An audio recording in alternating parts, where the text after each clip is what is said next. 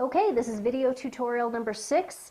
Again, working off this Ogallala, Nebraska auction results table. The sale was on Thursday, January 19th, 2012. The question is this: how much would fat cattle have to be selling for in order for the 471 weight steers at 222.33 to be fairly valued given a $1.05 cost to gain? What do I mean by fairly valued? Well, I mean that they would be neither overvalued nor undervalued. They'd just be par. They'd be perfectly efficient relative to that fat cattle market. This is one of those purely for the sake of argument exercises, just to see how far out of whack the market is. There's many ways to skin a cat. If you know how to do all of the different methods to skin a cat, it really helps you understand the underlying anatomy. So that's why we're just going through this little mental exercise. So we're going to figure this up for the 471 weight steer first, and then we're going to answer the same question relative to the 825 weight steers. How much would the fats have to be going for in order for this to make any sense given a $1.05 cost to gain environment? Okay, so let's start with the 471s. This is a mathematical procedure that technically we don't do in the curriculum. But it's very, very similar to what you already know how to do, and you're going to recognize it right away. So we're talking about 1,356 pound fats, and I get that off the table. So we start there, 1,356 pound fats. Now, what we're trying to find is what should the price of fats be if we're going to inflate the fat market to make these feeder cattle prices work in any way. So we don't know the price of the fats. That's actually the variable that we're solving for here. So draw your rectangle up here, because this is what we're solving for. Okay? Starting first with the 471 weights, and we know we're using their price of 222.33, and that grosses out to 1047.17. Subtract, and we know that our cost to gain is $1.05. Okay, you kind of recognize this. The only difference is instead of having these rectangles down here, they're up here on the fats, okay? But it's basically the same thing, same procedure.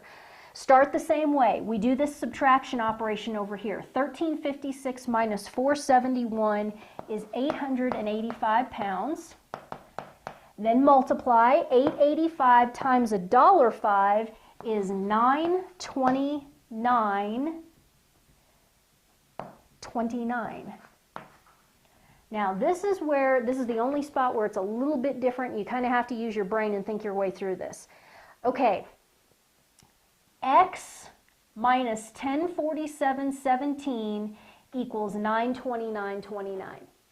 How do we get this number right here? It's actually very simple.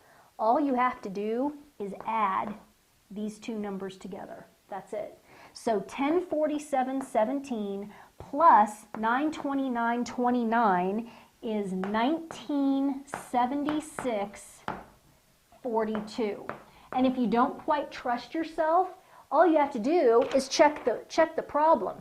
1976.42 minus 1047.17 is 929.29. Is that right?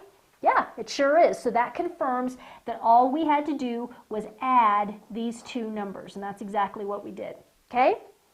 All right, so now we know that in order for this to work with a $1.05 cost to gain environment, that these fats need to be grossing out at $1,976 a head.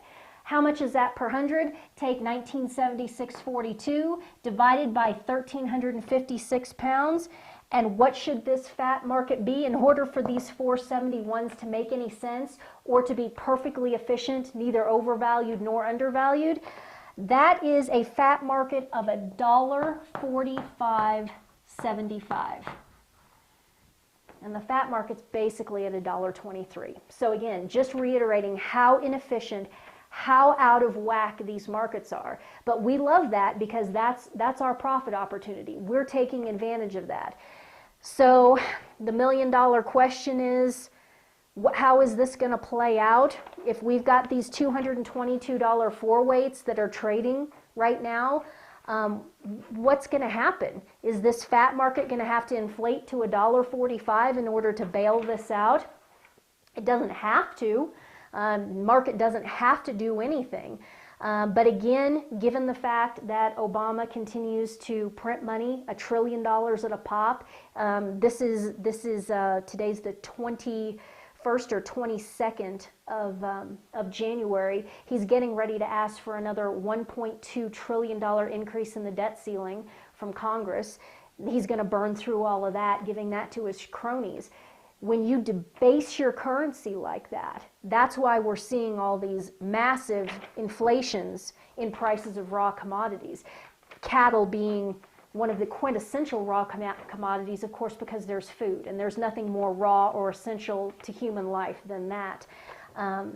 So what's going to happen? Either the feeding sector is going to continue to suffer massive, horrific losses, which that may be the case, or you're going to have a fat market that inflates considerably in order to bail all of this out.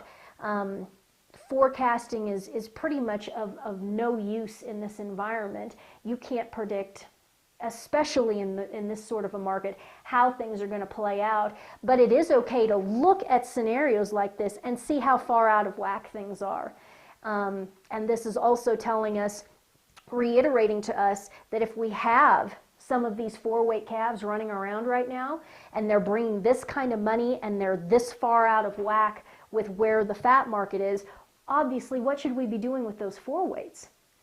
Well, we should be selling them. They are massively overvalued in the marketplace, and if you look at the Ogallala table, what you'll see is that they are the most overvalued class in the entire spectrum. So that tells you that if you continue to gain weight from here, in terms of the value, in terms of the valuation, you got nowhere to go but down. Okay, they're at the top of the mountain. If you're standing on the top of a mountain, you can't take one step and go any higher because you're already at the top. If you take a step, you're by definition going downhill. So if you've got any of these guys, congratulations, I'm very happy for you. Why don't you go ahead and turn loose of them, transfer into something else, get into an animal that is going to increase in value as it gains weight instead of an animal that is going to decrease in value as it gains weight.